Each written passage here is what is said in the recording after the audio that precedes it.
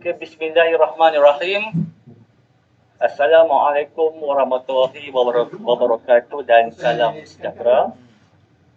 Alhamdulillah, bersyukur kita kepada Allah Subhanahu Wa Taala kerana dengan berkat dan inayahnya dapatlah kita semua berkumpul hari ini di FB Live Persatuan Sejarah Malaysia Cabang Kedah bagi mengikuti satu lagi siri webinar yang bertajuk Menjejaki Asal-Usul Melayu Mahawangsa melalui analisis DNA. Saya Asmadi Muhammad Ghazali dari UiTM Kedah selaku moderator untuk siri kali ini, dan turut bersama saya pada hari ini ialah Dr. Ibrahim Maka dan PS Samsyul Anwar dari Persatuan Sejarah Malaysia Cabang Kedah, dan juga tetamu jemputan kita yang berbahagia Profesor Dr. Zafar Rizal Zainuddin. Jadi untuk mendapat keberkatan dan kelancaran webinar kita pada hari ini, eloklah kita mulakan dengan umur kitab Al-Fatihah. Bismillahirrahmanirrahim. Alhamdulillahirabbil alamin. Arrahmanirrahim. Maliki yaumiddin. Iyyaka na'budu wa iyyaka nasta'in. Shiratal mustaqim. Shiratal ladzina an'amta 'alaihim ghairil maghdubi alaihim waladdallin. Baiklah, jadi saya mewakili tim Terung Pipit Persatuan Sejarah Malaysia Cabang Kedah ingin mengalu-alukan tetamu pemakalah kita pada hari ini, Profesor Dr. Zafar Rizal Zainuddin, dan juga kepada semua penonton di FB Live. Dan terima kasih saya ucapkan kepada Prof di atas kesudian untuk hadir pada hari ini bagi berkongsi maklumat berkaitan dengan tajuk kita pada hari ini. Apa khabar Prof? Sihat? Alhamdulillah, terima kasih Dr. Asmadi. Sihat, Alhamdulillah. Baik, Alhamdulillah. Terima kasih juga. Sidang hadirin sekalian. Ya, terima kasih Prof. Sidang hadirin sekalian, webinar Terung Pipit ini merupakan satu acara tradisi yang Prof dari Persatuan Sejarah Malaysia Cabang Kedah yang tujuan kita ialah untuk kita jemput pemakalah tersohor lah ya, ataupun pembentang-pembentang yang untuk membentangkan ataupun berkongsi hasil kajian mereka, pengetahuan mereka bersama-sama dengan ahli persatuan dan juga dengan orang ramai lah ya, berkaitan dengan tajuk yang dipilih lah. Baiklah, sebelum kita memulakan sesi perkongsian kita pada hari ini, izinkan saya lah untuk memperkenalkan pemakalah kita pada hari ini.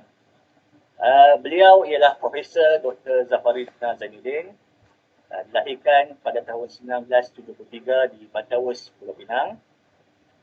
Memperolehi ijazah sarjana muda sains dalam bidang biokimia daripada Universiti Malaya, ijazah sarjana sains dalam bidang biologi molekul daripada USM, dan seterusnya PhD dalam bidang DNA profiling dari University of Glasgow, Scotland. Jadi beliau pernah menjawat jawatan Timbalan Dekan Penyelidikan dan Siswazah selama 4 tahun sebelum dipinjamkan sebagai pengarah penyelidikan di National Institute of Biotechnology Malaysia selama 2 tahun, dan seterusnya beliau dilantik sebagai pengarah Pusat Penyelidikan Biokimia Analisis USM sehinggalah ke hari ini. Jadi penyelidikan beliau adalah lebih tertumpu kepada genetik populasi menggunakan DNA mitokondria serta genetik populasi menggunakan penanda-penanda DNA.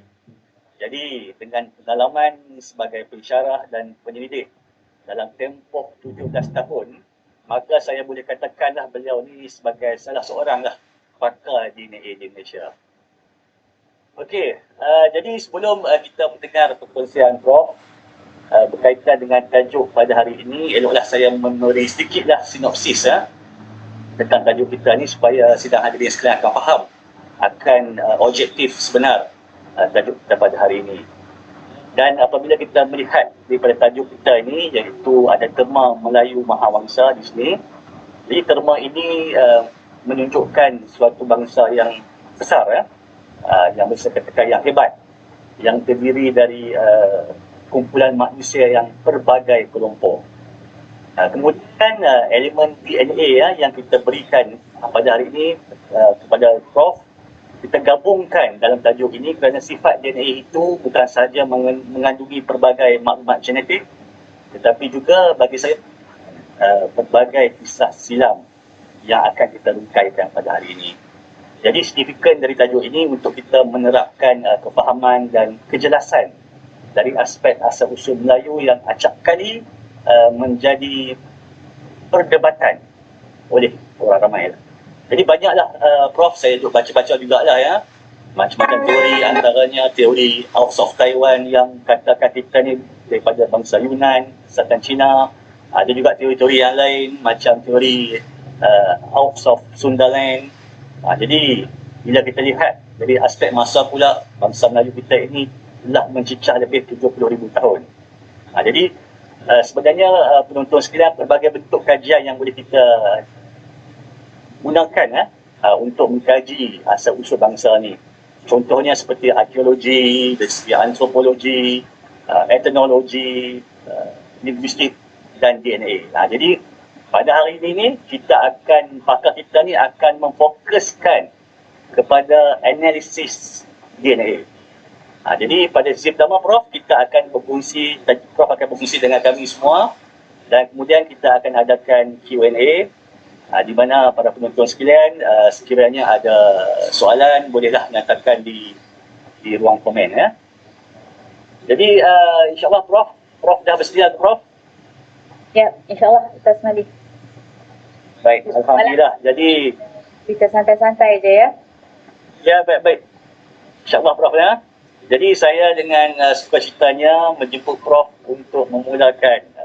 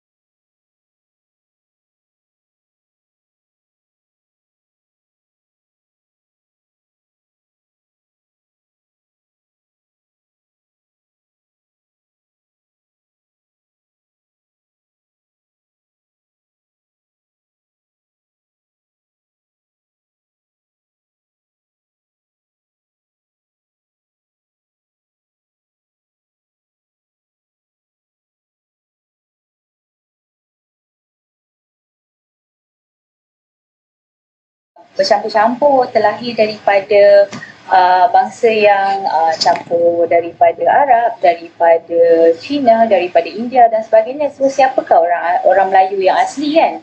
Jadi kemudian kita tertanya juga, sekiranya kita ni bukan penduduk asal dekat Semenanjung Tanah Melayu, siapa pula penduduk asal dekat Kepulauan Melayu ni?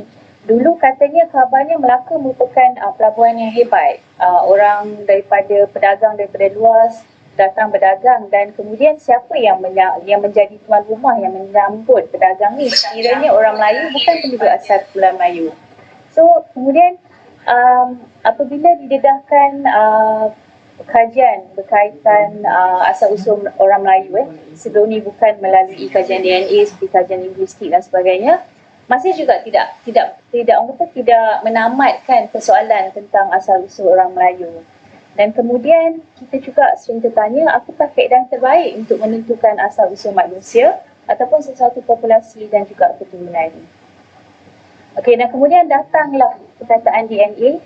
Saya sendiri pun berkenalan dengan DNA ni dalam lewat tahun 90-an, masa saya buat degree, sebab saya buat dalam bidang biokimia, jadi saya kena belajar apa itu DNA. Dan kemudian minat timbul di situ, saya terus orang kata mendalami lagi DNA melalui kaedah-kaedah apa yang boleh digunakan untuk analisis DNA. Dan seterusnya apabila saya buat PhD, saya memang fokus kepada DNA mitochondria. Dan tadi saya dah terangkan sikitlah kepada pihak moderator. Sebenarnya kajian saya bermula untuk aplikasi forensik, sebab by profession saya adalah seorang forensic scientist. Jadi kita perlu mendapatkan data-data DNA bagi membuat perbandingan untuk human identification application. Tapi bila saya tengok pattern, because masa saya buat PhD, saya guna sampel daripada orang Melayu dan juga orang asli, dan kita dapat lihat ada spesifik pattern apabila kita buat analisis tersebut. Orang asli of course dengan pattern mereka, tetapi bila tengok dalam kelompok orang Melayu kan, sebab saya daripada kampus kesihatan dekat Kelantan, jadi sampel yang saya ambil kebetulan ramai orang Kelantan. Ada jugalah sebab saya guna sampel student daripada kampus kesihatan masa tu, ada juga orang yang bukan orang Kelantan. Dan I can see that orang Kelantan ni dia ada pattern dia yang tersendiri.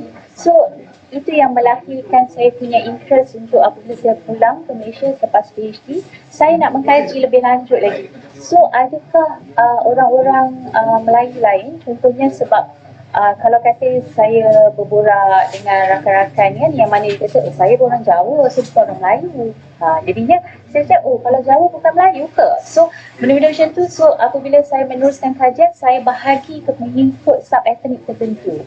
Supaya lepas ni kita nak cuba relate lah, adakah Jawa, orang Kelantan, orang Bugis, orang Minang ni, adakah sebenarnya mereka berasal daripada nenek moyang berbeza ataupun tidak? Jadi kemudian DNA ni pun makin popular apabila ada siri-siri CSI, dan ada juga yang baru ni saya ada terdengar ceramah yang mengatakan apabila kita masukkan DNA kat dalam mesin, dekat skrin akan keluarlah siapakah anda, siapakah adik-beradik anda. Sebenarnya tak macam tu. So apa yang Hollywood tunjukkan is not what apa tu yang berlaku di sebalik tabir, apa yang kami buat di dalam makmal untuk analisis DNA. So it's a longer process, dan juga untuk mengenal pasti siapakah keturunan anda, mesti kena ada reference sample. Ada kes saya diminta untuk adalah dia kata dia nak tengok sama ada dia ni keturunan Rasulullah atau tidak, Nabi Muhammad ya.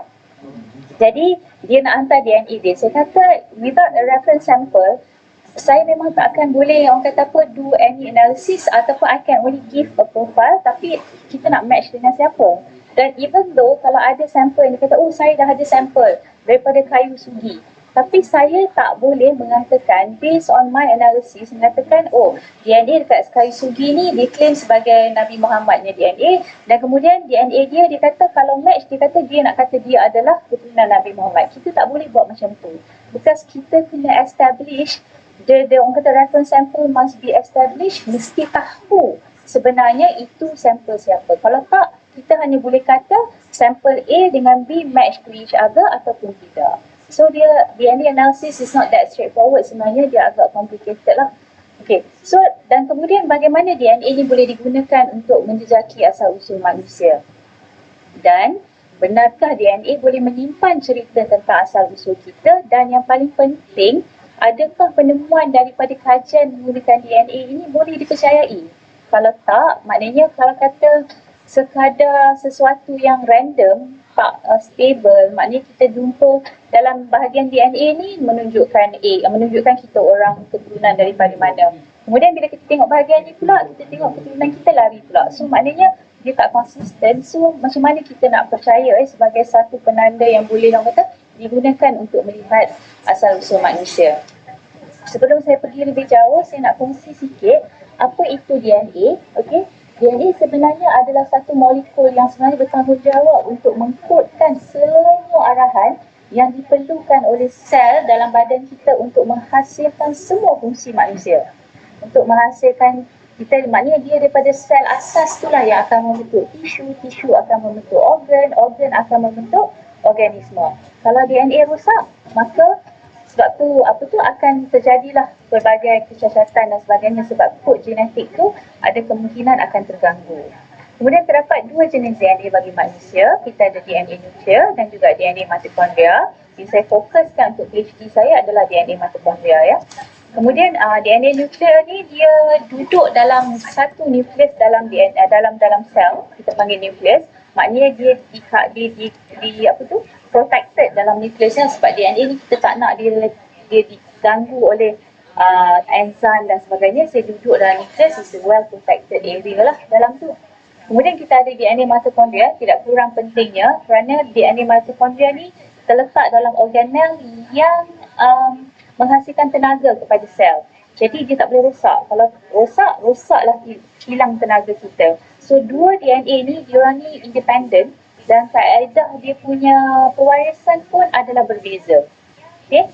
So kedua, selain daripada mitokondria DNA, kita ada juga Y kromosom yang digunakan untuk melihat salah silah keluarga dan juga keturunan melalui sebelah bapa, warisan sebelah bapa.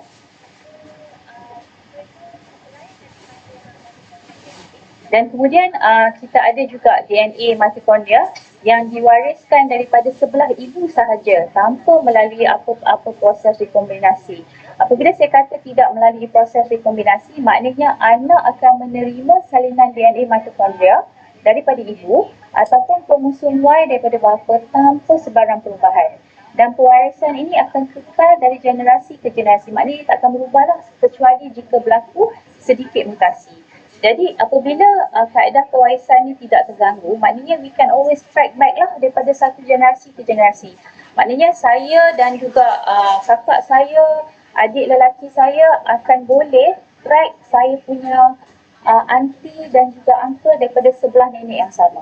Okay? So asalkan daripada sebelah ibu yang sama, kita akan mempunyai DNA mitokondria yang sama. Sama juga kalau daripada keturunan sebelah lelaki, kalau sekiranya mempunyai keturunan yang sama, so bila kita cek, mereka akan mempunyai satu Y kromosom yang serupa. Saya ada satu kes dulu, ada masa saya di Kelantan ya, ada sepasang couple berbangsa Cina, dia nak kahwin. Tapi malang sekali boyfriend dia punya surname sama dengan surname bakal bapa mertua. Jadi isu sebab bapa mertua dia kata dia tak nak kahwin kalau mereka daripada keturunan yang sama, iaitu kata contohnya dia Tan, bakal suami anak dia pun Tan, dia tak nak sebab dia kata takut mereka itu adalah daripada kata apa, keluarga yang sama, genetik yang sama dan dia nak mengelakkanlah kahwin daripada saudara terdekat. So what I did was kita ambil sampel daripada bakal bapa mertua ni, couple ni, kemudian kita buat DNA analysis dan kita boleh bandingkanlah. Sebab kalau kata mereka daripada moyang lelaki yang sama, maka kedua-duanya akan mempunyai surname yang sama. Akan mempunyai profil DNA yang sama lah. So unfortunately, walaupun mereka mempunyai surname yang sama, tapi mereka maknanya daripada keluarga Tan yang berbeza lah. Maybe Tan dia ada banyak kan, dia punya different kumpulan yang ada di Malaysia. So that's how we can actually trace generation menggunakan DNA. Ini saya tunjukkan contoh yang merah adalah ibu, yang hitam adalah ayah. Makanya daripada ibu dia akan turunkan mitokondria DNA dia. This is anak lelaki dia dan juga anak perempuan dia. Anak lelaki dia apabila berkahwin, semua anak-anak daripada keturunan anak lelaki akan mengambil DNA mitokondria daripada sebelah menantu lah. Okay? Manakala untuk anak perempuan dia apabila berkahwin, semua cucu-cucu daripada anak perempuan akan mempunyai DNA mitokondria yang sama dengan nenek mereka. Okay? That's how it means lah. Dan kemudian untuk pewarisan paternal sebelah lelaki, Y kromosom pula, kita ada soal abahnya akan memberi Y kromosom kepada anak lelaki sahaja. Sebab anak perempuan dia tak ada Y, dia XX double, dia ambil daripada satu dari ibu, satu daripada ayah. Maka daripada sebelah lelaki, Y kromosom akan sama dan boleh juga track down daripada satu generasi ke generasi seterusnya. Okey, dan seterusnya DNA dan juga asal usul manusia. Kajian melibatkan DNA dan asal usul manusia baru berlaku sekitar tahun hujung 1980-an dan kemudian kerana teknologi DNA itu sendiri baru maju selepas tahun 1985 apabila teknologi PCR diperkenalkan. Kemudian sebelum tu adalah, tapi it was not that fast because kaedah dia agak satu persatu tu lambat dia punya proses dia. Sebab tu pun DNA forensik berkembang selepas penemuan kaedah PCR yang kita sekarang ni kita semua dah faham PCR tu apa selepas pandemik COVID kan. So pada tahun 1987 satu penerbitan oleh sekumpulan penyelidik Khan et al ni telah mengatakan bahawa semua DNA mitokondria yang ada pada hari ini boleh dirujuk kepada seorang wanita yang dinamakan sebagai Eve atau Hawa dalam bahasa Melayu, yang mungkin hidup di Afrika lebih kurang 200,000 tahun dahulu. Dan mereka dapat back trace back yang bahawa semua DNA mitokondria yang ada pada hari ini sebenarnya berasal daripada Eve. Okay? Dan kajian ni telah menyebabkan orang kata satu penemuan yang was very big during that time, dan banyaklah kajian-kajian seterusnya menggunakan DNA mitokondria untuk melihat salah silah manusia. Okay? Dan kemudian sebelum wujudnya manusia di muka bumi, pelbagai kajian sebenarnya telah menunjukkan bahawa ada makhluk terdahulu daripada kita. Antaranya yang dinamakan sebagai Homo habilis 1.5 juta tahun, dan kemudian awal lagi lah ada Australoafarensis, kemudian kita ada Homo erectus dan juga Homo neanderthals. Homo neanderthals ni masa saya tengah buat PhD, memang supervisor saya tengah buat analisis Homo neanderthals punya skull dalam lab. So dia dapat daripada satu gua dekat Europe untuk melihat mitokondria DNA daripada Neanderthal. So saya buat mitokondria DNA daripada manusia moden, Homo sapien, dia buat daripada Neanderthal. So memang lab kami tak boleh bercampur lah, sebab bila ada cross reaction sangat berbahaya, mungkin akan menyebabkan contamination kepada sampel dia nanti. Because sampel purba ni dia very sensitive kan, dia kalau kata contaminated by sampel moden, habislah dia akan dapat sampel moden sahaja, because our DNA lagi banyak. Ini adalah gambar yang saya ambil daripada National Museum of Natural History. Ini adalah dia buat ni lah, kita panggil facial reconstruction based on the skull dan sebagainya. Dan ini untuk Homo erectus, okay? Dan juga ini adalah Homo neanderthals. Dan kemudian muncullah Homo sapien yang baru kita panggilkan sebagai manusia. Saya pun dah rujuk banyak buku dan sebagainya. Maknanya sebelum Homo sapien, mereka ini tidak dinamakan sebagai human. So Homo sapien dinamakan sebagai human, dan Homo sapien dipercayai menggantikan spesies terdahulu kerana mereka mampu beradaptasi dengan lebih baik dengan persekitaran. So the rest pupuslah, ya. Dan seterusnya kajian telah membuktikan, saya sebut tadi yang masa saya di Glasgow dulu, mereka mendapati bahawa Neanderthals tidak mempunyai persamaan daripada segi genetik melalui kajian DNA mitokondria dengan manusia moden, dan ini pun telah dipublish. Mungkin terdapat sedikit pencampuran antara Homo sapien dan juga Homo neanderthals sebelum mereka terus pupus daripada muka bumi. Kalau kita tengok dia punya age tadi, saya letak between 50,000 was the last time the youngest skull yang diorang jumpa, tapi dipercayai about 200,000 years ago the earth was populated by mostly by Homo neanderthals. Kemudiannya slowly mereka pupus dan digantikan oleh Homo sapien. Okey, terdapat dua teori utama tentang asal-usul dan juga penghijrahan manusia. Kita pernah dengar out of Africa yang mengatakan bahawa manusia bergerak keluar. Tadi kita kata bahawa kesemua manusia yang ada pada hari ini dipercayai berasal daripada Eve yang duduk di Afrika, dan kemudian kajian seterusnya menunjukkan bahawa manusia keluar daripada Afrika lebih kurang 70,000 tahun dahulu dan terus mempopulasikan muka bumi ini. Dan ada satu lagi teori yang mengatakan manusia ni sebenarnya multi-regional origin. Mereka wujud secara independen di lokasi yang berbeza dan berasal daripada spesies Homo yang terdahulu yang telah berada di situ. Tetapi kajian saya adalah berdasarkan out of Africa kerana data-data yang saya lihat dan juga data-data yang saya baca, yang saya kaji dan sebagainya lebih menjurus kepada out of Africa. So untuk tujuan hari ini kita akan fokus kepada out of Africa.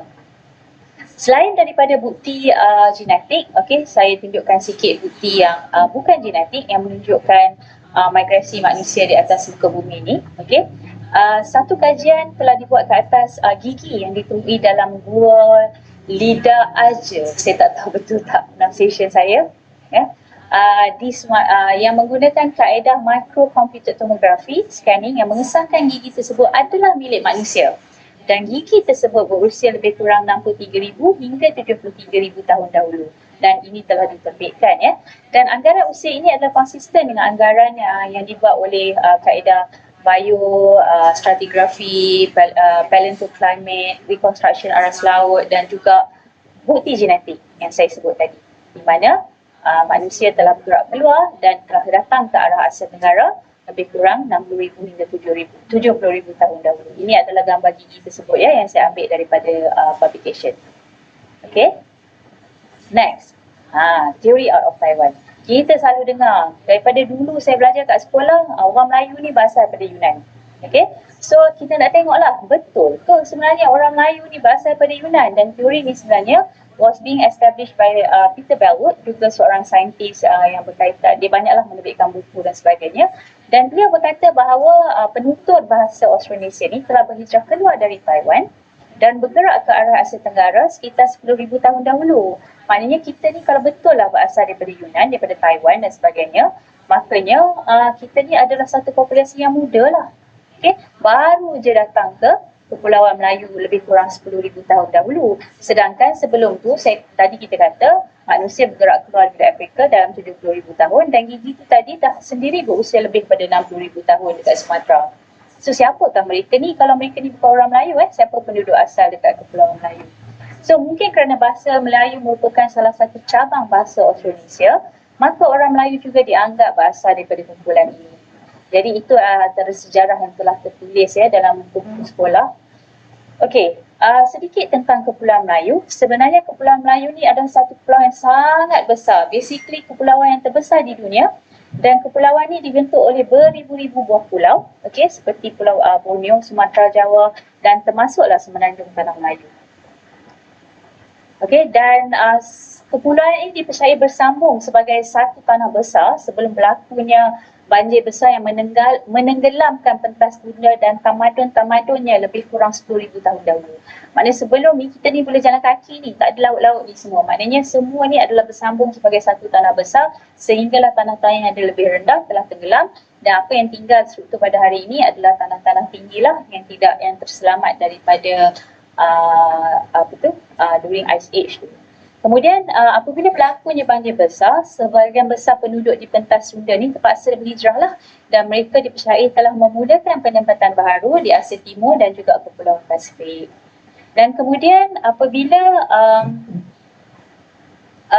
wujudnya kaedah DNA, kita ni lambat sikitlah start melihat tentang asal-usul orang asli kita menggunakan kaedah DNA. Sebab masa saya pergi ke UK tahun 2000 tu, diorang dah lama dah start. Diorang even dah start dah buat on our orang asli sampel. They came over sebab diorang tahu orang asli ni, orang asli Semang terutamanya adalah antara manusia peninggalan yang tertua di dunia. So they came over, datang ambil sampel, bawa balik ke sana dan kemudian buat analisis. Dan inilah yang menghasilkan penerbitan yang saya kata, ni pun saya terlibatlah, Macaulay et al. 2005, data daripada PhD saya pun masuk dalam ni yang telah menunjukkan bahawa pergerakan yang berlaku yang keluar daripada Afrika ni, yang berlaku 60,000 hingga 75,000 tahun dahulu ni adalah melalui jalan darat di sepanjang pesisir pantai dan melalui India sehinggalah ke Asia Tenggara terlebih dahulu sebelum mereka ke Australasia. Dan part of them adalah orang Semang kita. Dan kemudian kajian saintifik seterusnya juga menunjukkan bahawa pergerakan manusia sendiri di Asia dan juga Asia Tenggara lebih merujuk daripada arah selatan ke utara. Tadi Bellwood kata daripada Taiwan ke Asia Tenggara. Tapi apabila kita tengok dia sebab dia lebih kepada linguistik tapi bila kita tengok melalui data analisis DNA, dia macam terbalik daripada selatan ke utara. Dan kemudian ada satu kajian yang besar melibatkan satu Pan-Asian Consortium. So bila konsortium ni maknanya they have a lot of sample. Dia kumpul-kumpul dan kemudian dia buat analisis. Yang ni pun menunjukkan bahawa Asia Tenggara adalah lokasi terawal kemasukan manusia dari Afrika. SNP ni dia daripada nuklear DNA, tak sama yang tadi saya cakap tadi yang Macaulay et al. Tu adalah menggunakan mitochondrial DNA mostly. Tapi menunjukkan apabila guna SNP pun, guna nuklear DNA pun sama juga dia punya keputusan dia. Masih menunjukkan bahawa Asia Tenggara adalah lokasi terawal kemasukan manusia ke Asia. Dan kemudian mereka telah establish mengatakan Asia Tenggara merupakan sumber utama takungan genetik bagi populasi di Asia Timur. Maknanya daripada Asia Tenggara barulah bergerak ke tanah besar China. Okey, sekarang ni apa yang kita nak lihatlah. Kajian asal-usul mengenai bangsa Melayu menggunakan DNA sebenarnya telah banyak membantu merungkai pelbagai persoalan tentang asal-usul orang Melayu. Okey. Dan yang baiknya, data daripada DNA ini turut disokong oleh maklumat terdahulu yang diperolehi melalui cabang ilmu seperti linguistik, geografi, arkeologi dan sejarah. So kita bukan hanya ada Peter Bellwood yang buat kajian linguistik, ada ramai lagi, dan kita ada ramai arkeologis, dan saya pun banyak bekerjasama dengan ramai arkeologis sebab saya turut membantu. Saya pernah tolong buat analisis gigi yang ditemui di Guinea, dan kalau ikut carbon dating, gigi itu berusia lebih kurang 2000 tahun dahulu. I managed to get the DNA dan menunjukkan bahawa mereka ini adalah penanda mereka lebih, DNA mitokondria mereka tergolong dalam haplogroup mongoloid lah. Maknanya dia ada penanda yang menunjukkan kita daripada manusia-manusia yang dikategorikan sebagai mongoloid. Kemudian kajian oleh saintis tempatan bermula pada sekitar tahun 2000 lah. I started in 2000 yang saya sebut tadi masa saya buat PhD. I came back and ambil sampel daripada orang Melayu dan juga orang asli untuk saya ambil PhD. That is how it started. Okay. Dan kemudian apabila saya balik tahun 2004, saya teruskan lagi dan kemudian saya pecahkan kepada cybernetic because saya berminat nak lihat on the relationship of our own race kan. Kita nak tengok adakah kita berkaitan, how close are we kan.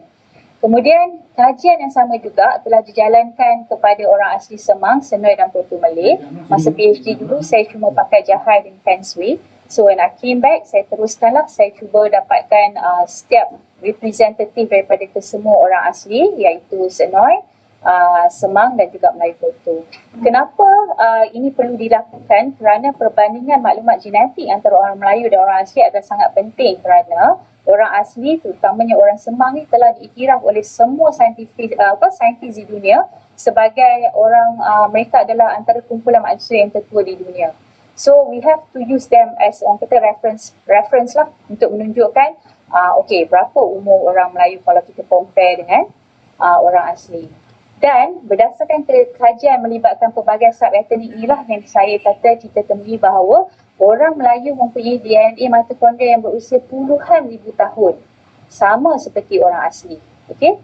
So this is the places lah di mana saya merantau satu Malaysia untuk bersama dengan tim saya, student-student dan sebagainya untuk collect all the samples that are being used in our analysis. Sebagai contohnya orang Minang, kami pergi Lenggeng dan Seri Menanti. Kita pergi Kota Tinggi untuk dapatkan orang kanak sebab orang kanak hanya ada di Kota Tinggi je, ada dalam 88 orang sahaja. That's why kita consider that our data, our sample are very precious. Sebab kalau lepas ni dah tak ada dah, memang tak ada dah lah. Maknanya orang kanak hanya ada dalam buku sejarah sahaja.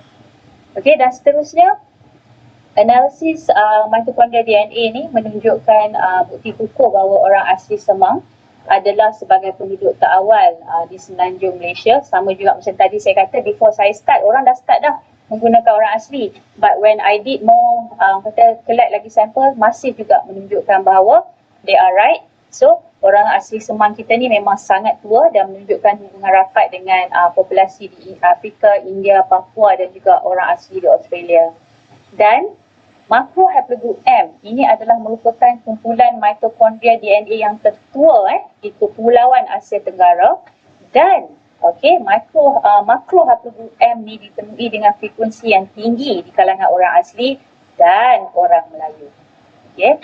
Dan haplogroup M21 yang berusia lebih kurang 50,000 tahun dan juga haplogroup R yang berusia lebih kurang 51,000 tahun ditemukan dengan frekuensi yang tinggi juga di kalangan orang Semang dan Senoi dan juga orang Melayu. Okay. Ini adalah salah satu contoh analisis yang kita namakan sebagai Reduced Media Network. Ini dibuat oleh pelajar PhD saya, Dr. Nur Hasindawati. Sekarang beliau merupakan pensyarah di Pusat Pengajian Sains Kesihatan. Okay. Ini adalah data daripada tesis beliau. Boleh tengoklah kumpulan-kumpulan yang ada dalam network ni, mewakili kumpulan orang Jawa, warna orange, Minang, warna kuning, orang Kelantan, warna biru, Kedah, warna coklat. Dan saya memang orang Kedah asing. Kita pergi dekat Kedah, kita nak cari Melayu Kedah yang memang duduk Kedah, tak, orang kata tak campur, memang kahwin orang Kedah 3 keturunan. That is the definition yang kami pakai masa buat sample collection. Kalau dia kata dia orang Aceh, mesti tuan-tuan, tok nenek, 3 keturunan kena ingat orang Aceh. Kalau bila kita buat sampling, kita ada questionnaire sikit lah. Kalau dia kata, saya tak berapa ingat lah siapa dia, apa tu, Tok Wan saya tak tahu. Katanya orang ni, orang apa tu, kahwin orang Belanda. Yang tu memang kami tak ambil lah, out lah. Okay. So memang susah sangat nak dapat sebab kita nak mendapat number yang statistically significant. So sampling kami saja mengambil masa lebih kurang 3 tahun untuk dapat semua ni lah. So concurrently kami go for Malay and then also orang asli. So that was a very good experience in my life lah. Pergi keluar jumpa orang, nak pujuk bagi sampel sebab kita kena ambil sampel darah. Satu lagi bila dengar ambil sampel darah pakat lari ya. Kalau kata pergi perkampungan orang asli, memang kita kena duduk di sana, berkenalan dulu, cerita kenapa, dan only kita boleh dapat kata apa, good communication, good rapport untuk mendapatkan sampel dan juga maklumat lanjut lah. Dan kita pun we give in return, kita beri some medical treatment dan sebagainya. We try to have good contact with them lah. Even dengan saya pergi di Kuala Gandah kan, after saya dah balik, saya tetap pergi juga. Saya pergi just nak meneruskan silaturahim. Dan kemudian kita nampak ada orang Banjar, warna hijau. That's all is it? Itu je. Rawa tak adalah dalam ni, tapi Rawa semua ada juga dalam yang grup lain. Yang ni yang saya tunjuk, the macro haplogroup M.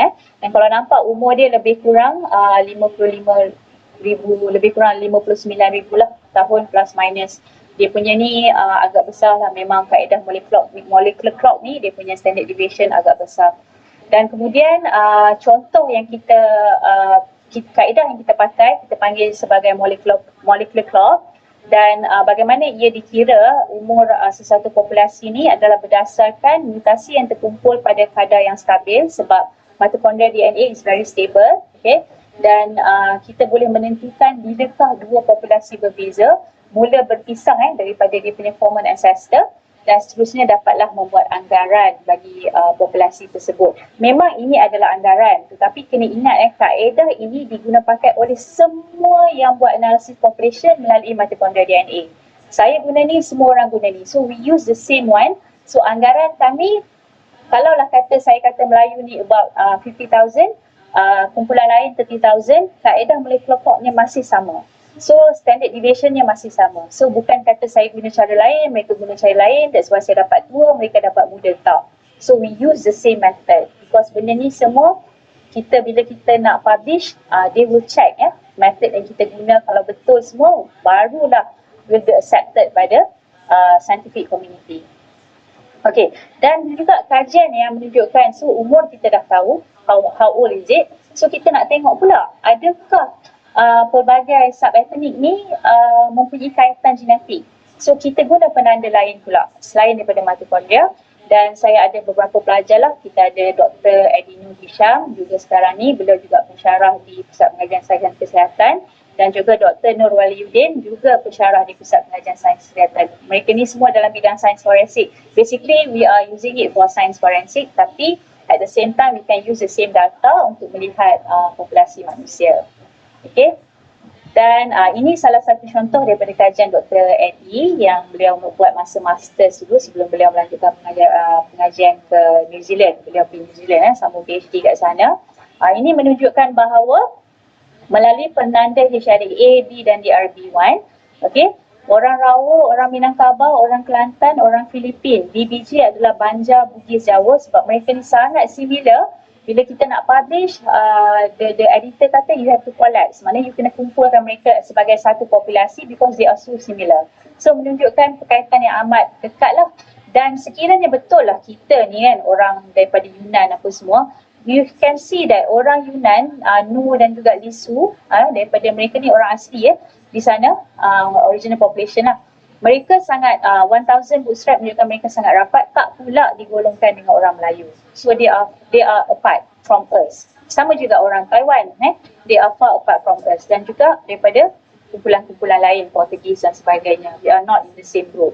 Sama juga, kita ubah sikit, this one ada penanda HLA, A, B dan CW. Sama juga, macam tu lah rupanya. Okay, kita tukar penanda, jawapannya masih juga sama. These people are still together. Banjar, Bugis, Jawa, Kelantan, Minangkabau, Rawa. Kali ni Filipin mungkin data tak ada. Kadang-kadang kita tak masuk sebab data populasi itu tak ada. Tapi Lisu dengan Nu masih juga bukan dalam kumpulan orang Melayu. Mereka dalam kumpulan mereka yang tersendiri. Okey, ini satu lagi daripada plot PCO berdasarkan analisis autosomal STR pula. Ni pun pegawai daripada Jabatan Kimia, kita buat STR untuk Puan Adriani ni, beliau buat MSc di USM. Untuk sebenarnya aplikasi beliau adalah untuk forensik lah sebab beliau bekerja di Jabatan Kimia Malaysia. Tapi at the same time we do analysis for population, we compare with the rest of the world punya population dan kita nampaklah 9 subethnic Melayu ni duduklah sekelompok kat sini. Okey, duduk dekat sama-sama. Apa maksud dia? Duduk dalam kuadran yang sama bermaksud we share very close genetic similarities. Ini yang tadi tu autosomal. Hak ni lain pula. Yang ni daripada Dr. Nur Waliuddin juga untuk dia punya PhD dia. Dia melihat KIR, penanda satu lagi, juga daripada satu gene dalam nuklear DNA, juga stabil. Penanda yang stabil, maknanya dia from generation to generation it will be conserve lah, tidak akan terganggu oleh mutasi sangat dan sebagainya sebab dia akan mengganggu sistem badan kita lah kalau ada mutasi yang banyak. So yang ni pun menunjukkan orang asli dan juga orang Melayu. Ada yang nampak kat sini, ada orang daripada Java, Melayu Jawa, Melayu petani dan sebagainya. Mereka ni lebih kurang tergolong dalam kumpulan yang hampir sama. So ni orang Japan, dekat sini asing lah. Dan orang kata adalah yang termasuk dekat kita sikit, ini African dan sebagainya, because bila kita buat analisis kita masukkan orang asli, orang Afrika dengan orang asli kita tahu they have very strong genetic relationship. Okay, this is one of the latest one daripada PhD student saya juga, Dr. Sharifah Nani Rahayu Kamila. Ini beliau menggunakan Y kromosom pula, tukar penanda lain pula, Y kromosom. Sama juga, ni yang bintik ni kecil tak nampak adalah kluster menunjukkan orang campur Aceh, Kedah, Minang, Kelantan. Kita buat analisis Y kromosom pun duduk juga sekumpulan. Masih close genetic relationship. Ni adalah sikit data daripada orang Sarawak, okay? Kemudian ada daripada orang asli Australia dan sebagainya. So we can see the genetic similarities. Best sekali kita tengok orang Taiwan ni, jauh dekat sini. So macam mana kita nak percaya mengatakan bahawa orang Melayu ni berasal daripada Taiwan? Ataupun macam mana kita nak percaya dah sekarang ni? So we can show that the DNA tu dah boleh, orang kata dia punya penolakan berdasarkan data DNA tu kuat lah. Okay, ini sikit lagi. Satu kajian dilakukan oleh satu kumpulan researcher dekat Institute of Kunming. Saya sampai ke sana perginya untuk compare the data. Kita nak tengok, katanya Malaysia ni, orang Melayu ni mai daripada Yunan. So saya pergi Yunan. Okay, kebetulannya mereka ni memang tempat buat a very huge population study. Mereka guna 6,000 individu. They have a lot of money lah. 6,000 tu we are talking about million of dollar. Okay, sebab satu-satu sampel ni nak buat analisis bukan murah. So they have a lot of money. So mereka buat 84 populasi dekat China. Saya buat berapa je tadi kan? Melayu ada 11. Daripada kumpulan orang asli kita ada lebih kurang tak sampai 10 kot saya ingat populasi Kemudian mereka ni yang mencadangkan pergerakan dari arah selatan bagi populasi Asia Timur, dari populasi untuk di tanah besar China itu sendiri. Dia mengatakan bahawa bahagian selatan China tu merupakan takungan genetik yang merujuk kepada tempat terawal ketibaan manusia moden di China. So mereka pun start daripada selatan. Okay, so dia ni memang kata apa, bila kita tengok balik in the big picture yang daripada tadi Macaulay et al tu mengatakan bahawa daripada Afrika lalu ke India, lalu ke pantai dan kemudian stop in Asia Tenggara. Okay, dan kemudian apabila dia buat analisis umur menunjukkan cabang usia DNA yang dekat Asia Tenggara ni lagi tua berbanding dengan Asia Timur. Dan apabila kita buat perbandingan in the group of 6,000 data yang daripada tu, nothing close to our 60,000. Okay, the oldest for that they use is about, kalau tak silap saya, dalam 45 ke 48 ribu tahun. Okay, remember that I said just now, kita guna kaedah yang sama. Okay, we go and we communicate, we compare our data and it shows that DNA mitokondria bagi orang Melayu menunjukkan usia lebih tua berbanding dengan populasi Asia Timur. Dan ini seterusnya tidak dapatlah menyokong hipotesis pergerakan manusia dari arah utara ke selatan seperti mana yang dikemukakan melalui Art of Taiwan. Kesimpulan. Subetnik Melayu adalah berasal daripada susur galur yang sama. Daripada analisis tadi, saya kata kita dah tengok how old are we dan kemudian kita tengok how are we related. Dan kita dapat lihat bahawa melalui rupa paras kita yang sebenarnya tidak jauh berbeza pun, dan kita pun masih berkongsi selera yang sama. Kita makan, kalau sebut popiah dekat sini dengan popiah dekat Indonesia tu tak banyak beza. Even dekat Vietnam pun dia ada versi popiah dia, tapi konsep dia lebih kurang sama je. Dan apa yang terjadi apabila berlakunya sempadan geografi dan politik dan menyebabkan kita ni asal etnik Melayu ni bahasa dan sebagainya, kita ingat kita adalah populasi yang berbeza, tapi sebenarnya datuk nenek kita adalah satu kumpulan manusia yang sama. Dan walau apa pun hakikat yang kita lihat pada hari ini, apabila kita melihat secara mendalam melalui kajian secara genetik dan hakikat kewujudan orang Melayu di Kepulauan Melayu lebih kurang 50,000 tahun dahulu sudah tidak dapat dinafikan lah. Saya rasa lepas ni tak payah tanya dah, orang Melayu ni mai daripada mana? Orang Melayu mai daripada Kepulauan Melayu. Kita ni adalah penduduk asal Kepulauan Melayu. Tak payah tanya, tak payah orang kata apa? Tak payah bising dah lah. So we should be happy to know who we are, where we came from, siapa saudara mara kita, dan kenapa kita mesti mengekalkan silaturahim antara kita dan memperkukuhkan bangsa Melayu, kerana kita tahu dah asal usul kita dan kita punya relationship. Saya rasa ni saya nak kongsi sikit lah. Ini gambar-gambar yang saya masukkan dalam chapter buku Melayu Mahawangsa. Diterbitkan oleh USM, diketuai oleh Datuk Seri Profesor Datuk Seri Saleh Apa. Ni saya ambil daripada The New York Public Library. Ini adalah orang Melayu Pulau Pinang pada tahun 1901. So you can see how we look previously, orang Pinang. Mungkin sekarang ni ada hak hidung mancung, apa semua tu dah kahwin campur lah, apa semua kan. So we do celebrate, orang kata genetik, bila berlaku percampuran memang kita akan menghasilkan satu orang kata lebih more sustainable variation lah. So sebab tu dalam Islam sendiri pun tidak menggalakkan kita kahwin dengan saudara terdekat dan sebagainya, kerana mungkin sekiranya kita mempunyai penyakit genetik dalam family, kita keep on marrying the same people in the same family, maka lama-lama benda tu akan menjadi sesuatu yang dominan dan penyakit tu akan dia akan terhasil lah. Yang ni pula masyarakat Melayu Bugis tahun 1868. This is how kita nampak panglima-panglima dalam cerita Piramli pakai. So mereka dah ada ni tengkolot, that's how they use the sampin, cuma ada yang pakai seluar pendek lah. So ini pun daripada library, the New York Public Library. Dan kemudian ini adalah gadis Jawa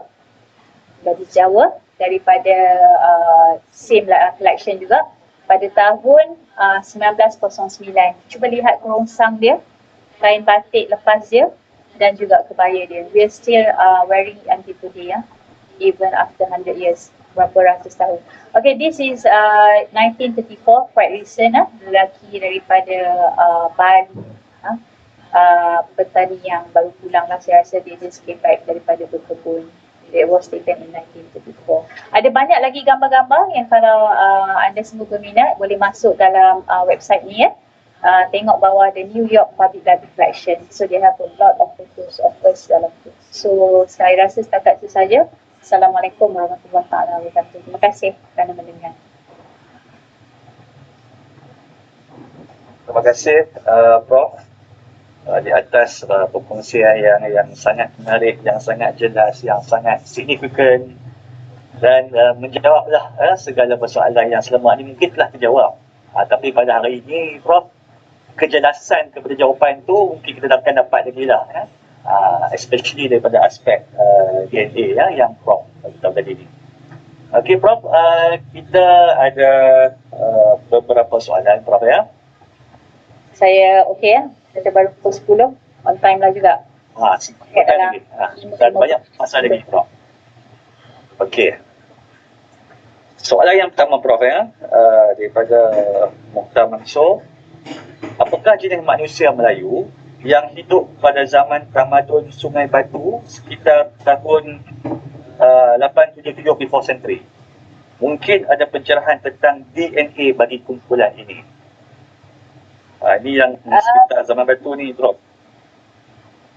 Okey. Dia DNA ni saya tak boleh nak jawab. Dia kata dia apa? Jenis macam mana? Jenis manusia? DNA penduduk manusia Melayu yang hidup pada zaman tu lah, zaman di tamadun Sungai Batu tu, Prof. Kita tak ada sebarang kita tak ada sebarang fosil daripada Sungai Batu. Kita tak ada rangka ataupun apa-apa daripada Sungai Batu. Jadi dia kalau nak buat DNA ni kita kena ada spesimen dia lah. Okay, macam tadi saya kata saya dapat spesimen daripada Gonya. So gigi ni dia senang sikit sebab dalam dia tu dia punya root dia tu is a bit preserved. So saya boleh drill dalam dan dapatkan DNA daripada gigi tu. Tapi so far daripada Sungai Batu tu saya belum dapat apa-apa sampel.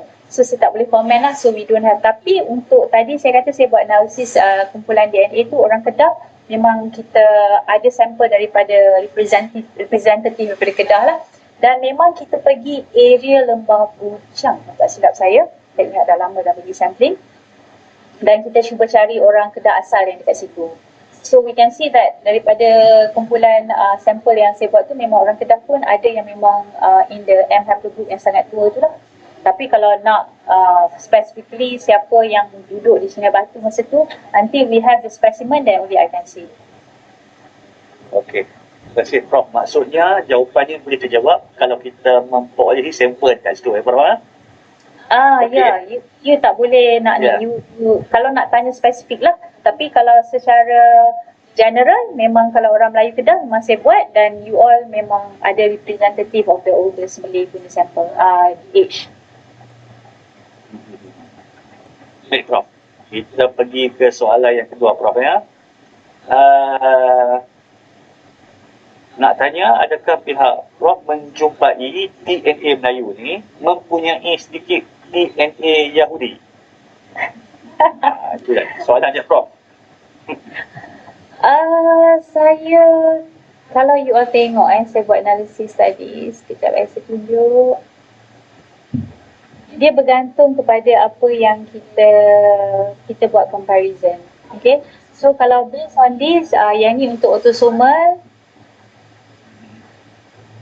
Okay, untuk autosomal kita nampak bahawa kalau kata orang daripada Saudi Arabia, daripada US, katalah US ni ramai orang kata kat US ramai orang Yahudi dan sampel dia adalah maybe random US citizen.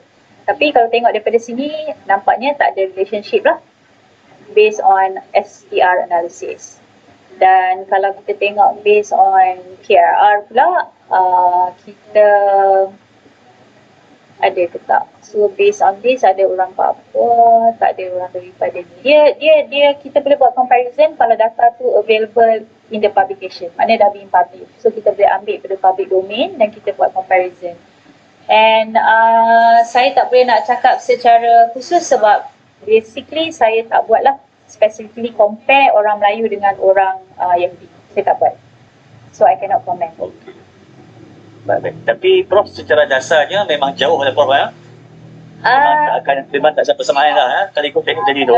Tengok tak ada lah based on STR, memang tak ada. Tapi saya rasa as far as I can remember, untuk HLA pun kita tak buat comparison.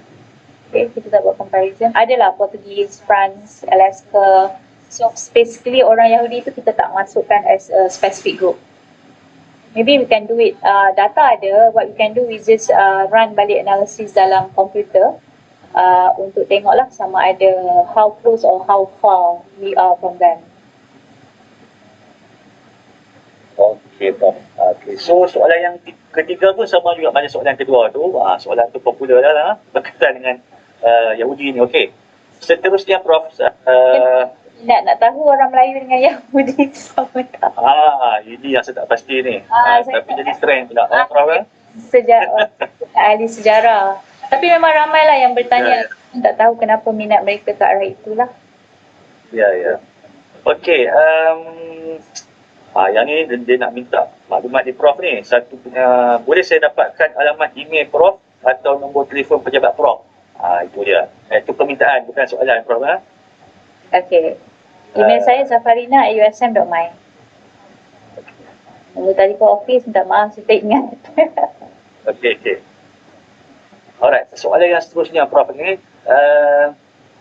pihak KPM dan pihak berkepentingan perlu memperbetulkan fakta asal orang Melayu dalam buku-buku teks sekolah supaya tidak ada kekeliruan. Okey, ini pendapat. Okey. Saya setuju. Lainung ni. Ya, ini maksudnya itulah ya.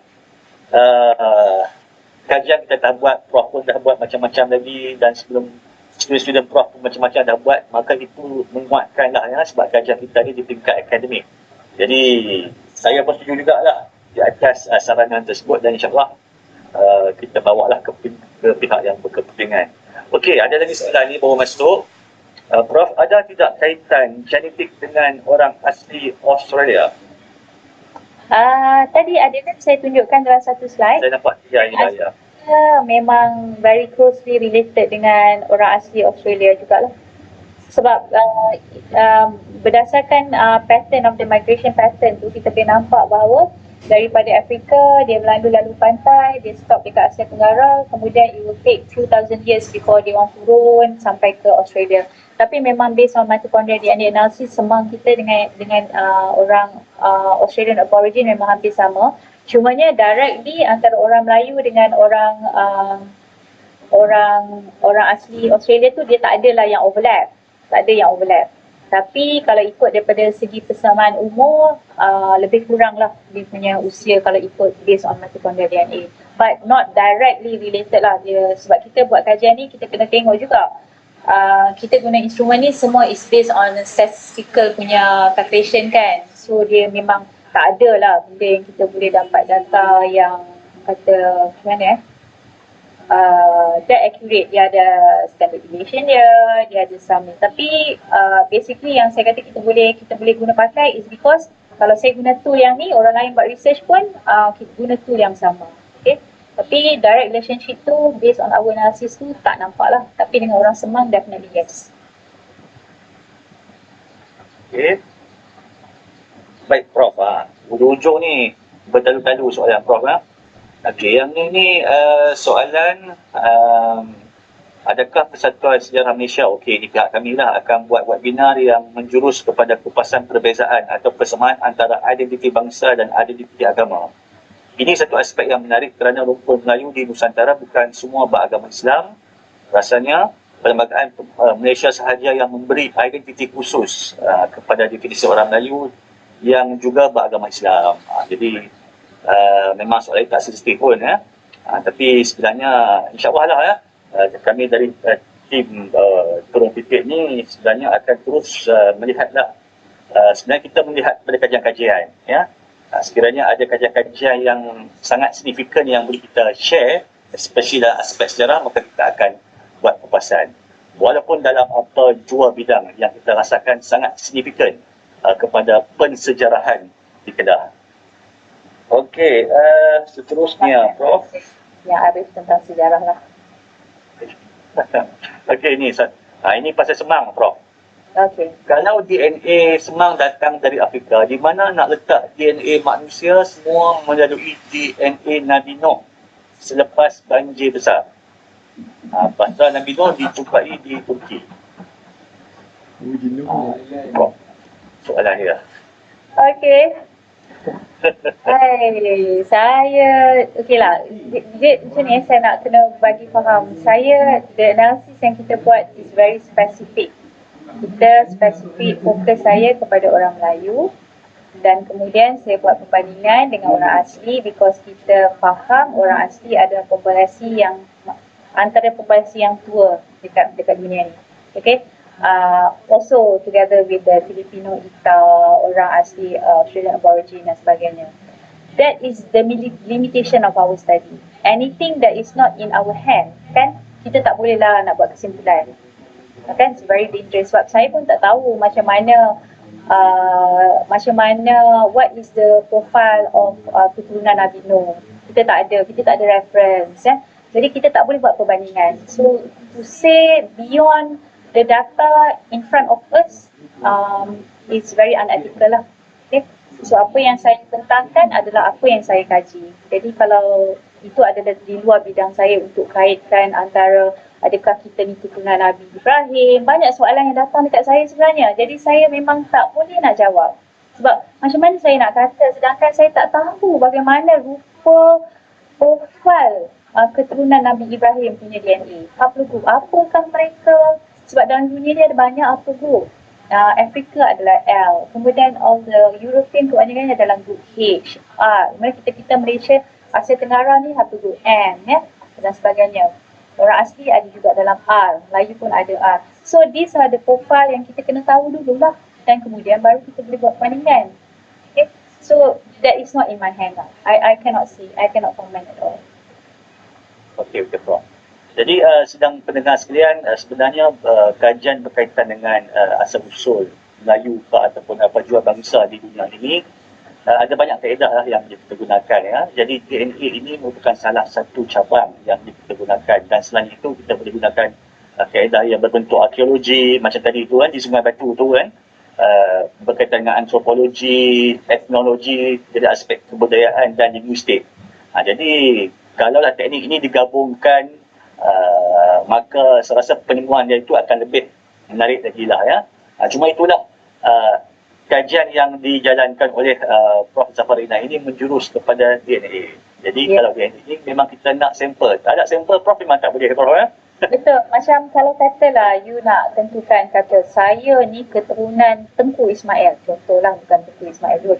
Ismail lah kata, selepas ni saya nak pakai nama Tengku, saya nak pergi JPN, saya nak tukar nama saya nak gugur depan Tengku. Dan ni saya nak buat ujian DNA. Okey, yang nak kita buat adalah you mai dekat saya untuk saya dapat sampel you kena bawa mai dekat saya sampel Tengku Ismail tu yang memang dalam dia punya kad pengenalan dia memang kata dia adalah Tengku Ismail, dan kemudian saya yang akan boleh buat adalah berdasarkan you punya sampel. Okey, saya kata you ada sebagai sampel A dan kemudian saya ada sampel B, iaitu kalau ikut dalam rekod saya, kad pengenalan dia, muka dia macam ni sebab kita akan minta gambar dan sebagainya untuk dalam sampel collection form saya kat lab tu. Dan kita akan kata sampel you A, Encik katalah Encik Hashim, adalah berapa persen similar tu sampel B, iaitu Tengku Ismail. Lepas tu saya takkanlah kata okey, berdasarkan ujian DNA ni you boleh pergi JPN, pergi tukar nama. That is beyond my control. The only thing I can say is that you have some genetic similarity ataupun you ada relationship lah dengan B. Itu je lah. So itu je DNA boleh buat. Beyond that is beyond our control. Okay, yang tu kena faham. Dia tak ada reference sample, memang tak ada. Tak boleh buat apa. Okey. Yang penting sekali kena ada reference sample, ya. Yes, exactly. Even kalau kita soalan seterusnya. Ya, Prof. Dia buat banyak case immigration contohnya. Dia katalah dia kahwin dengan bukan orang Malaysia, orang Thailand lah contoh. Banyak case dekat Thailand lah sebab kami duduk di Kelantan kan. Jadi lab kami di Kelantan used to receive sample yang kebanyakannya nak bawa anak mereka masuk kerana lahir di Thailand nak jadikan warga negara Malaysia. Even that dia datang buat ujian DNA masih juga tertakluk kepada bukanlah kata dibawa pergi kat Jabatan Immigration dia terus dapat bawa anak tu masuk sebagai rakyat Malaysia. Itu hanyalah sebagai sokongan. There are a lot other procedures yang perlu dipatuhi sebelum anak itu dapat dibawa masuk sebagai warga negara Malaysia. So DNA is not the only method lah. Even untuk pengenal pastian individu, contoh kalau kita jumpa mayat dan sebagainya, kalau masih boleh dikenal pasti melalui morfologi, rupa bentuk muka, kita tak buat DNA. Kalau masih boleh kenal melalui dental record, kita tak buat DNA. Sebab DNA ni dia punya macam hari tu kes yang mati dekat Malaysia, King Donam. Abang dia ke meninggal kat airport kan. Okay, yang tu pun dia kata, okay, if I bring you his punya anak dia punya sampel kan, kata kami bawa untuk identify the body memang betul si mati adalah siapa, saya tak ada kuasa atau saya tidak tahu adakah sampel yang sampai di makmal saya itu betul-betul anak dia. Saya tak tahu. The only thing I can say is reference sample A sama dengan sample B. Tu je. Siapa sample B ni is beyond my control. So that's why kadang-kadang orang tak faham lah. Dia ingat dia buat ujian DNA, that's it. I got 99.99%, that's it. Saya memang tahu dah benda ni adalah keputusan akhir tau. Dia bukan macam tu lah. Okey, baik. Okey Prof, ni soalan satu lagi ni. Daripada Mansur, adakah orang asli Kensio berasal dari tanah tengah Asia? Dapat soalan tu Prof? Kensio. Dalam slide tadi saya tak nampak pula ya. Kensio adalah satu kumpulan di mereka juga adalah kumpulan Semang. Okay. Mereka masa hari tu masa saya buat PhD memang saya ambil Kensio lah. Mereka ni ada dekat Baling. Diorang ni pun sama macam orang Kanak. The number are very low, tak ramai. Dan saya tak nampak pula lah relationship Kensio dengan Asia Tengah. I cannot see because they are very much related still to this African lineage. Masih. Quite strong to African lineage. Yeah. Okey.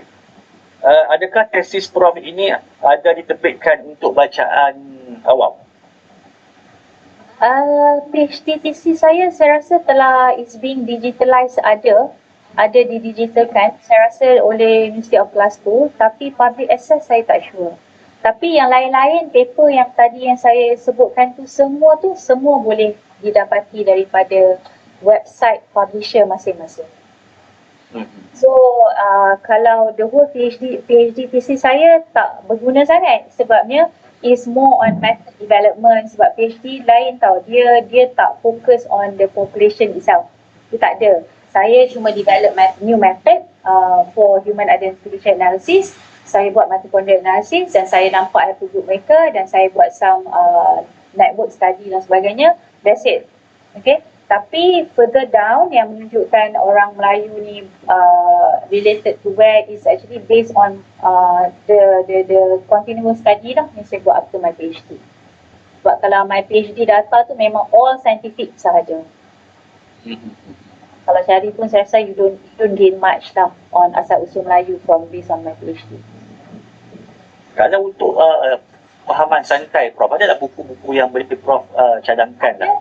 Akan diterbitkan oleh USM very soon, insyaAllah. Yang saya katakan headed by Datuk Seri Saleh Yaqpa, tajuknya Melayu Mengawangsa. So dalam tu ada banyak lah, ada chapter on archaeology, ada mine was would be the first topic lah on DNA, asal usul Melayu Mengawangsa, yang dikatakan sebagai satu bangsa yang hebat yang berada di Kepulauan Tanah Melayu, satu kepulauan yang terbesar di dunia. So insyaAllah soon kami dah melepasi banyak stage dah. Target sebenarnya Disember, rasa tak sempat, maybe next year. Itu memang bacaan santai. Okey Prof. Baik, satu lagi soalan Prof, ada tak kajian DNA Melayu dengan orang Siam dari sampel seluruh negara Thai? Tak ada. Saya tak tahu. Okay. Saya cuba nak dapat Melayu Patani juga sebenarnya, tapi because of the difficulty dan bahaya lah for us to go there, so we opt not to continue lah.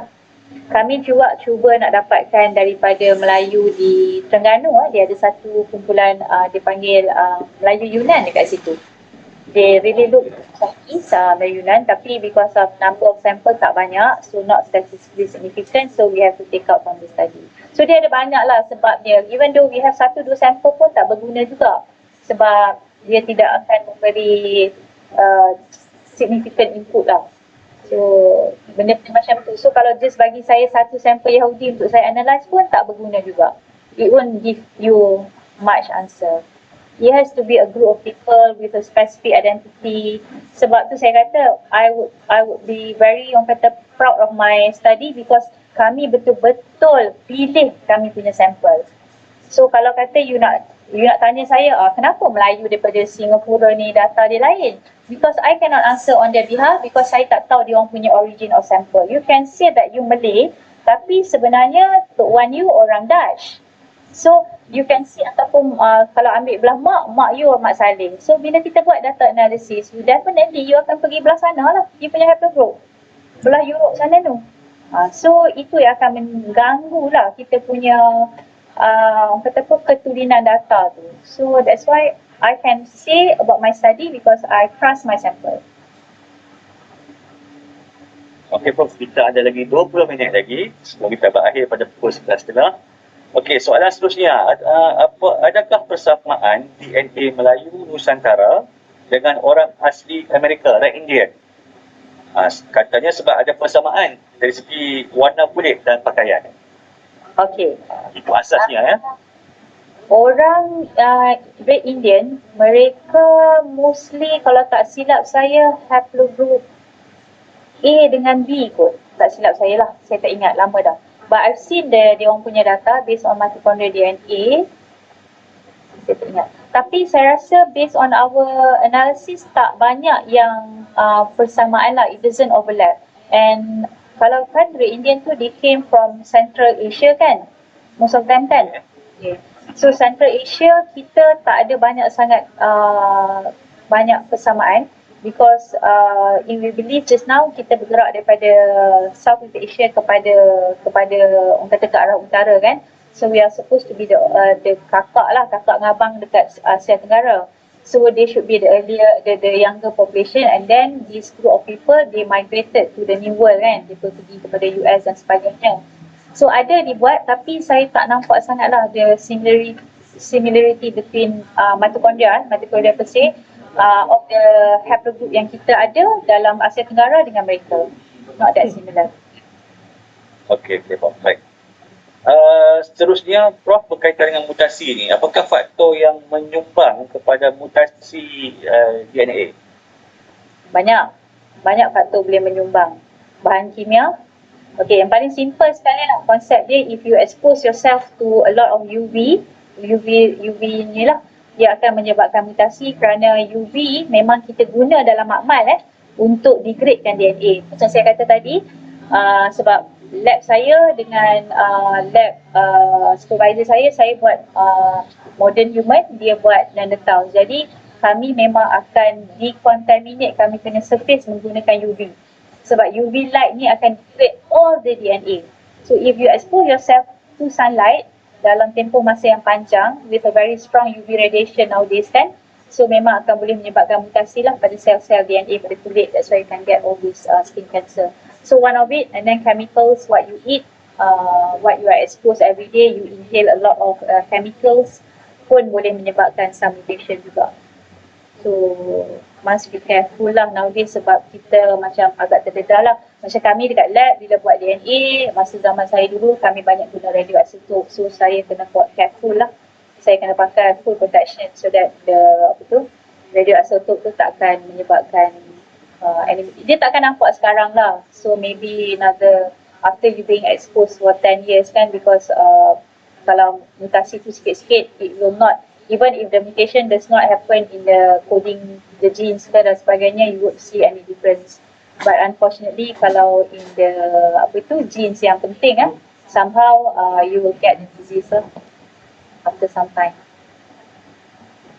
Okey, terima kasih Prof. Seterusnya Prof, ini daripada Mak Kamil Awang, pendapat Prof tentang services DNA testing dari pelbagai syarikat yang ada sekarang. Adakah ia bermanfaat?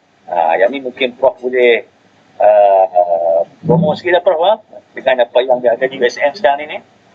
Okey, dekat USM kami fokus kepada paternity testing. Basically untuk yang nak menyelesaikan masalah nak cari ibu kandung, bapa kandung dan sebagainya, kita fokus on paternity testing. Macam kes yang hari tu yang saya buat adalah yang kalau ada ingat last year kot yang kembar 3 tertukar unfortunately during birth.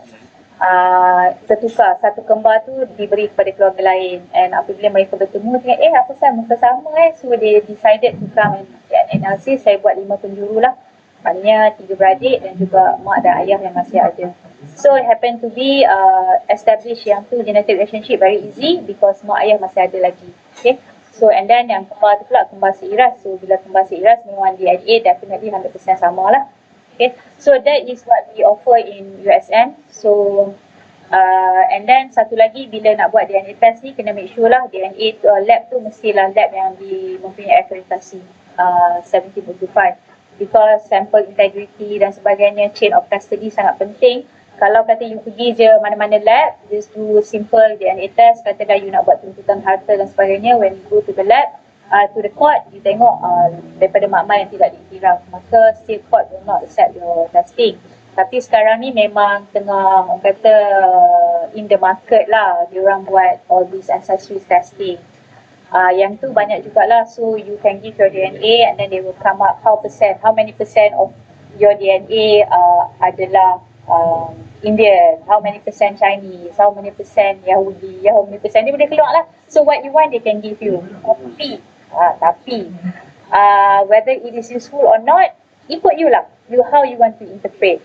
Kalau dia kata you are 5% katalah you are 5% Jewish kan, how do you want to celebrate that? Are you going to be happy saying that I am 5% Jewish? So depend on how you want to use it lah. For me, based on my mitochondrial DNA, saya tahulah saya memang kalau ikut sebelah mak, saya memang orang Jawa lah. So I know that my lineage is from daripada Jawa dan sebagainya, and it can be established. Betul pun kalau saya nampak saya punya DNA tu where it came from, so I know where my origin. So that's it lah yang saya orang kata tak dia memberi banyak impact pun sebenarnya. Tapi if you want to know about your ancestry, yes, you can go, you can actually use it. Tapi in your day to day tak banyak hakikat yang akan berubah pun sebenarnya. But for those yang macam untuk paternity testing, saya banyak jugalah membantu, especially nak mencari wali, ya, nak nikah, anak angkat, sebagainya, nak menentukan kes-kes anak tidak sah taraf, yang tu membantulah to identify who's the father, yang tu sangat membantu. That is definitely needed. Mungkin Prof boleh kongsi sekali dengan kos tadi Prof di USM. Again, sorry. Kos yang diperlukan. Kos kos dia untuk 2 sampel, maknanya sampel you dan juga reference sampel lah, sama ada mak, ayah atau siapa-siapa yang you nak buat analisis bersama, 1,500 untuk 2 sampel. And then for additional sample, we only charge about RM200. That's what I'm saying.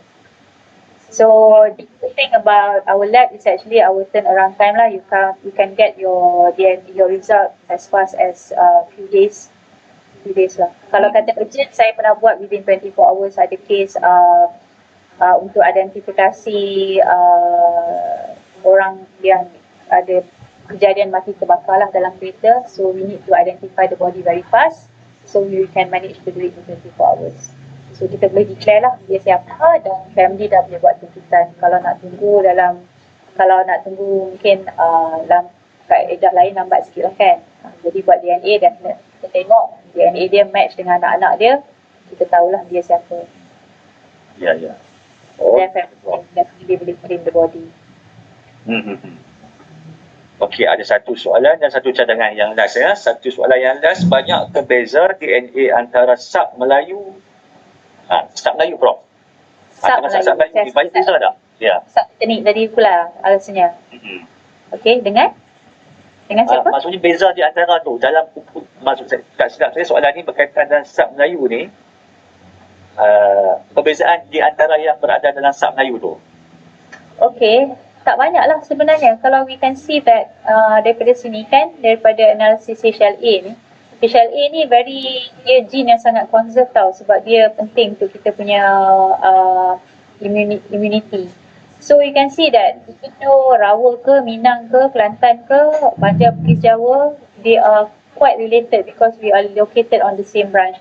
Nak kata dekat sangat pun tak adalah. Tapi Banjar Bugis Jawa ni, okay, kalau ikut sejarah Banjar Bugis daripada Sumatera kan? Ya. Betul tak? Betul tak? Yang kat situ Banjar Bugis, Minangkabau. Bugis. Bugis Sulawesi. Okey. Bugis Sulawesi, Banjar Sumatera. Betul. And then Jawa daripada tanah Jawa lah. Even though they are quite, orang kata daripada segi geografi, daripada kepulauan yang berbeza kan. Tapi when the analysis, they are being group together. Bila group together ni, maknanya bila kita tengok data DNA mereka, they are very, very, very much similar.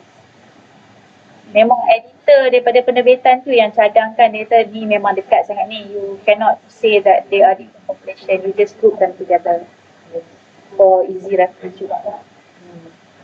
Dekat lah, dekat. So, jawapannya tak banyak beza lah Prof. Banyak beza. Tak banyak beza. Baik. Okey, ini cadangan cadangan besar. Apa cadangan? Okey. Cadangan saya untuk dipertimbangkan oleh Prof, ekoran dakwaan sesetengah kumpulan di Kedah mengatakan Siam itu Melayu, maka dapatkah kajian dapat menolak ataupun menerima hipotesis tersebut? Hipotesisnya kata Siam itu Melayu. Dia kena spesifik tau bila dia kata Siam. Siam ni dia pun sendiri ada dia pun ada kan, macam tu saya kata hari tu kita orang memang nak sangat buat orang Melayu Patani sebab memang kita confirm kan dari segi geografi dulu memang orang Patani memang orang Melayu kan. So kalau dia nak kata orang Siam, Siam mana? Siam pun banyak. Dia tak boleh jadi. They have to go by specific population. Kalau general Thailand punya population, you can see that kalau based on this, a little bit far from us. Okay, dia Thailand. Tapi Thailand ni pun, dia macam saya cakap lah, the originality of dia punya sample. Sebab dia tak declare, dia kata ni orang Thailand. Tapi Thailand tu pun saya yakin mereka ada sub-sub populasi diorang juga, sub-ethnic dan sebagainya kan. So, to be which population of Thailand, which population of Siam. Tapi based on sejarah orang kata population, based on the Southeast Asian punya group of people, I don't think we are that much orang kata different lah. Cuma nak kata orang Siam tu orang Melayu tu, macam saya kata tadi lah, payahlah Siam mana. Kalau orang Patani, namanya pun Melayu Patani kan. Unfortunately, we don't have Siam sample lah. Macam kita juga ada Prof tadi ada yang sebut Kelantan pun ada, Kedah pun ada ya. Itu dalam sub kita pun. Tapi orang Kelantan, ya macam orang Kelantan kan, saya pergi sampling, katalah saya pergi Macang, saya pergi Macang. Saya pergi Macang, saya pergi Pasir Putih.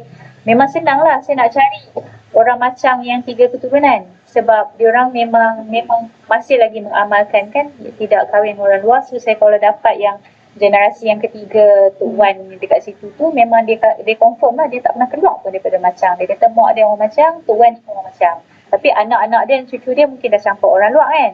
Tapi dia tak. So itulah yang saya akan ambil dalam sampel saya. So memang saya kata dalam orang Kelantan ni akan see that dia punya similarity, or dia punya lineage dia orang ni, kalau kata ni pure Kelantan tu boleh cari lah. Macam tu. Ya. Bukan apa Prof, saya pun ini bukan pasal DNA lah kan. Ini dari segi kajian yang dilihat dari segi rupa paras. Kalau kita tengok perempuan ni, kita tahu dia ni bukan orang Kelantan kan. Dia ada maksudnya dia karakter kat situ tu. Macam orang Kedah pun ada juga perempuan orang Kedah ni, dia macam ni pattern dia. Oh ada, okey. Saya betul tengok lah kan, kata orang perempuan macam ni. Ini tak dapat dibuktikan lah sejauh mana kebenaran tu kan. Tapi kalau dari segi aspek wajah tu memang orang lebih suka melihat macam tu lah ya. Cumanya bila biasanya hari tu bila saya present kan, ada beberapa saya punya analisis yang menunjukkan some similarity between orang Kelantan dengan orang Jawa. Quite strong. Sebab bila kita tengok sejarah balik kan, Majapahit was actually located ini kan, orang-orang sejarah located dekat utara Semenanjung, betul? Ya, ada Prof. Ada. So mungkin keturunan-keturunan daripada Majapahit dan juga Jaya dan Majapahit ya, yang di Kelantan tu, dan dia orang kekal tinggal di situ menjadi orang Kelantan. So they have a quite strong relationship Jawa dengan Kelantan, certain population. Okey Prof, ini mungkin soalan terakhir ya. Soalan nampak saintifik sikit ni. Prof, bila penjujukan seluruh genom untuk kumpulan-kumpulan Melayu dijalankan? Bila kita ada penjujukan penuh yang dibuat oleh kumpulan penyelidik di UiTM Shah Alam, to be specific by promise kumpulan Profesor Dato' Zaki Saleh dan juga Profesor di UiTM, I promise Tapi they fokus banyak kepada orang asli sebenarnya, because saya kata tadi kan orang asli kita ni very precious sample. Once they are gone lah, kita dah simpan. Tapi penjujukan DNA Melayu sepenuhnya, dulu saya pernah dengar mungkin UKM ada buat, UKM dan MTDC, sorry. Tapi I've not seen the complete analysis data lah, saya tak nampak. Yang kami buat penjujukan penuh adalah mitochondria DNA sahaja. Whole genome tak ada. Kumpulan saya tak buat. Okey. Kalau mewakili kumpulan saya, memang kami tak buat lah. It is very costly lah sebenarnya, not cheap. Okey, Prof. Senang untuk buat. Okey Prof, kita ada 5 minit lagi. Saya rasa untuk di segi soalan semua kita dah settle, Alhamdulillah. Okey. Sudah dijawab lah ya? InsyaAllah kot. Ya. Baik Prof. Jadi sebelum kita akhiri program kita pada hari ini Prof, saya nak membagi ruang lah sedikit Prof untuk kata-kata akhir di program ini. Sekiranya ada Prof. Okey, first of all terima kasih kepada Persatuan Sejarah Cawangan Negeri Kedah yang menjemput saya untuk sama-sama berkongsi ilmu dalam bidang asal-usul manusia menggunakan DNA.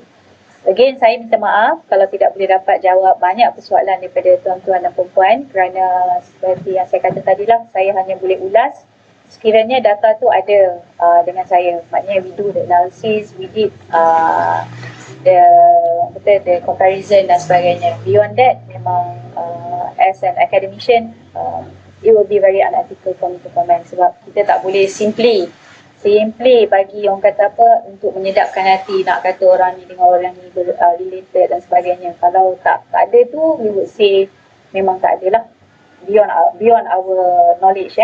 Kalau ada yang berminat, boleh gunakan data-data yang saya dah publish ni, you can use that, and then boleh teruskan untuk analisis untuk melihat perbandingan dengan kumpulan-kumpulan yang anda berminat lah.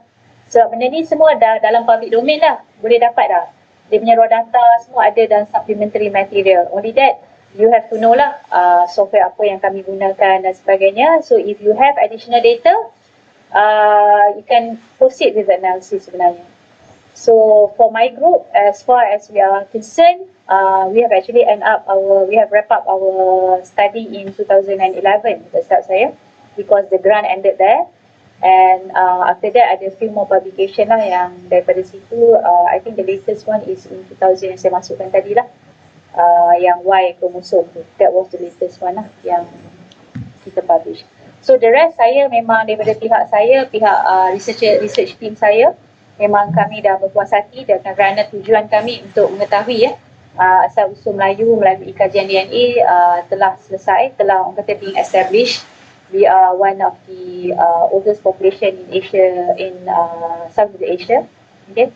And kita dah tahu bagaimana genetik kita, how close we are between all these sub-ethnics. And kita, orang kata, daripada segi saintifik, our objective telah dipenuhi lah. So itu adalah bila kita buat research, kita memang fokus. We go by our objectives. So basically we have fulfilled all our objectives. So kalau ada yang tanya data baru dan sebagainya, memang saya minta maaf lah, as I said now, we have wrap up our research. So we cannot come up with any more data, and it will be very unethical for us to comment on those yang kita orang tak buat. Sebab dia banyak lagi perkara lain di belakang tabir apabila kita buat DNA analysis. It's not as straightforward as you can see on my slide. Itu je lah.